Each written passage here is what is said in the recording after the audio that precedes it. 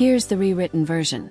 Roger Federer reportedly wired $50 million, not to buy a champion, but simply for the chance to sit across from one. When that meeting finally happened, the tennis world erupted. A retired Swiss legend and one of the most influential figures in the sport's commercial history met face-to-face with a 20-year-old Filipino tennis player who had just dismantled some of the best players in the world on live television. 4 years, their trajectories had moved separately, on entirely different planes of the sports universe. Then suddenly, without warning or build-up, those paths collided in a single meeting that nobody outside a very small room had anticipated. No leaks, no official announcement, just a photograph and the storm that followed it.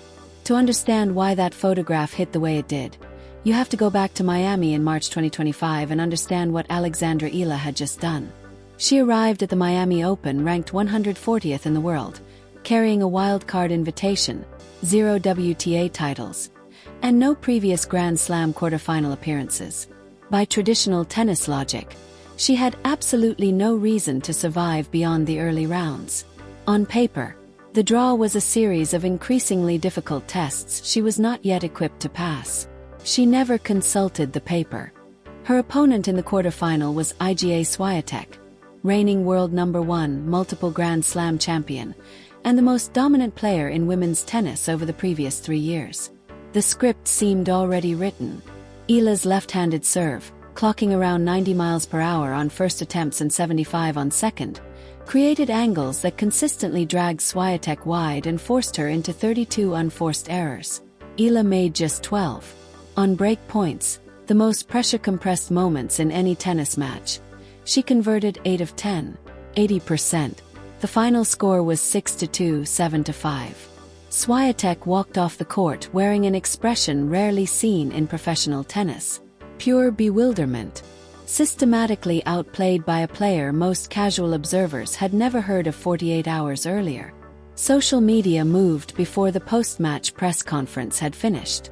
Filipino communities worldwide flooded every platform simultaneously. The president of the Philippines released a congratulatory statement before Eala had answered her third question from the media. The prize money from the tournament, $332,160, nearly doubled everything she had earned across her entire career to that point. Her ranking jumped 65 spots in a single week. Grand Slam main draw entry unlocked. Sponsor conversations that had been moving slowly suddenly became urgent. Then, at 11:47 p.m. Central European Time, 8 words appeared on Roger Federer's verified account. She is the future of world tennis. No hashtags, no tagging, no promotional framing. Just a direct, unqualified statement aimed at a 20-year-old from Quezon City who had just done something the sport was still trying to process. Within 9 minutes, the post had generated more than 40,000 interactions. Within an hour, it had surpassed 2 million. Within 6 hours, ESPN, Sky Sports, and beIN Sports were running full segments analyzing why Federer, who had been largely silent about active players for over a year, had chosen this exact moment and this specific player to break that silence. Most of the analysis missed the most important detail. Federer had not been watching from a distance.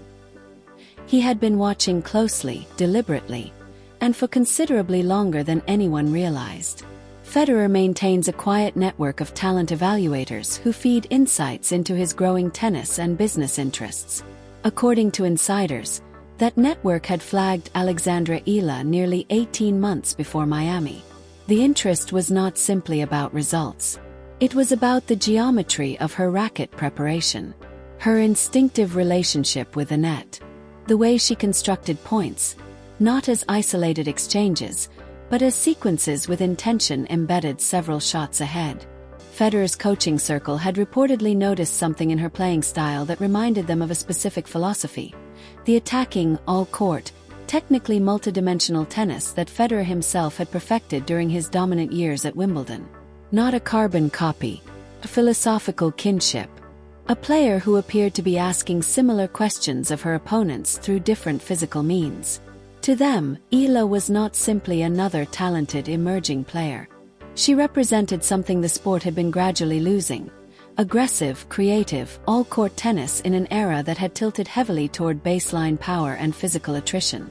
Paul Annacone, the veteran coach who worked with both Pete Sampras and Federer during their respective championship peaks, addressed this directly on Tennis Channel Live approximately 36 hours after the viral post. His reaction briefly stopped the broadcast. Federer, Annacone explained, does not make casual bold public statements about players. When his internal evaluation system reaches a firm conclusion about someone, he speaks. And when he says someone is the future, the word he means is exactly that one. Meanwhile, inside a quiet hotel suite in Miami, Eala reportedly watched the clip with her coaching team on a laptop. Those present said she replayed it twice. She said nothing. The commercial implications of Miami arrived almost simultaneously with the sporting ones. Nike's women's tennis division had been tracking Eala since her junior Grand Slam successes, but quietly. The events of Miami transformed quiet interest into urgent institutional priority.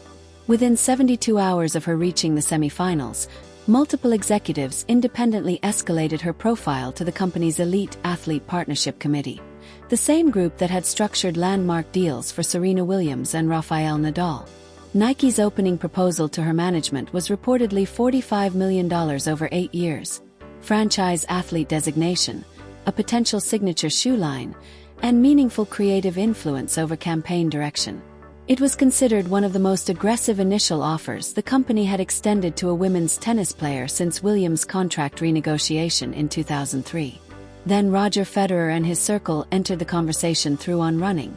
The Swiss performance brand Federer had helped transform into a global athletic presence. The counter-proposal was striking. $50 million over 7 years, franchise status within the brand, an equity stake in its tennis division, and a creative partnership role rather than a conventional endorsement arrangement. The equity component was the element that had no real precedent in standard sponsorship frameworks. She would not simply represent the brand. She would help shape its tennis identity. Her playing style, her competitive philosophy, and her vision of the sport becoming embedded in the brand's long-term commercial direction. And then there was the clause that instantly transformed the entire negotiation dynamic. Direct access to Roger Federer himself as a strategic mentor and occasional practice partner during collaborative training sessions. No traditional endorsement framework had ever offered anything structurally similar. Before agreeing to anything, Eala's management communicated one condition. She wanted a private, unmediated meeting with Federer himself. The photograph appeared without warning or caption, reportedly posted by someone who had glimpsed the two of them through a facility window. It showed Federer and Eala standing side by side inside what appeared to be a private indoor tennis facility, both carrying on running gear. They were smiling, not the calibrated smiles of a promotional shoot, but the relaxed, genuine expressions of two people who had just found some shared understanding in a conversation the rest of the world was not part of. By 10 a.m., it had become one of the most discussed sports images on the internet. By noon, the engagement levels had reached territory rarely seen for tennis-related content. By mid-afternoon, the professional tennis world had divided almost completely along lines that revealed considerably more about the sport's internal anxieties than they did about the photograph itself. Supporters celebrated without restraint. Filipino communities worldwide shared the image with the kind of collective pride that goes beyond individual sporting achievement. The phrase Federer chose her became viral shorthand for something that extended well beyond tennis. Broader conversations about Asian representation, Pacific Islander visibility in global sport, and the recognition of talent from places the sport had historically overlooked. The criticism came just as quickly. Some voices in European tennis media questioned whether Federer's involvement risked disrupting the sport's competitive hierarchy in ways that went beyond the purely athletic.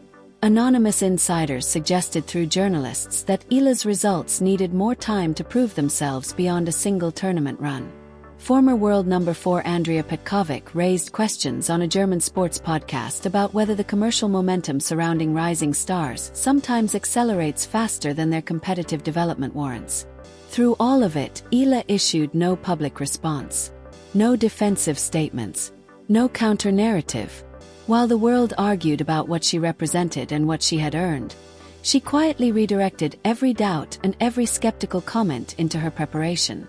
Her training logs in the weeks following the photograph told the real story. Hours of disciplined, methodical work aimed at improving every dimension of a game that had just announced itself to the world. If you strip away the $50 million headline, silence the noise of the analysis, and look past the viral photograph, what the situation reveals is considerably more interesting than a sponsorship negotiation. At its core, Federer appeared to recognize in Eala something specific, a philosophical successor, not a marketing figure or a demographic strategy, but a player who represented the same vision of tennis that he had spent his entire career embodying and had watched the sport gradually move away from. Modern professional tennis has become extraordinarily effective. The baseline-dominated style, the heavy topspin, the relentless physical attrition. It produces results and it produces champions. But Federer had always believed it had sacrificed something in the exchange. The artistry, the multi-dimensional creativity, the sense that every point is a construction project, every rally a strategic conversation between two competing minds, every shot chosen not just for the moment but for the chain of possibilities it creates several exchanges down the line. What fascinated him about Eala, according to those familiar with his thinking, was that she appeared to play a more complete version of the game than the tour's current baseline orthodoxy allows. Her net instincts was striking in an era where most players treat the forecourt as emergency territory. Her willingness to mix serve and volley approaches with aggressive baseline play reminded observers of techniques Federer himself deployed during his dominant Wimbledon years.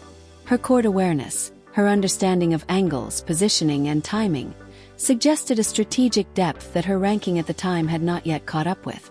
The partnership structure reportedly reflected that philosophy directly. The equity component meant she would not simply wear the brand.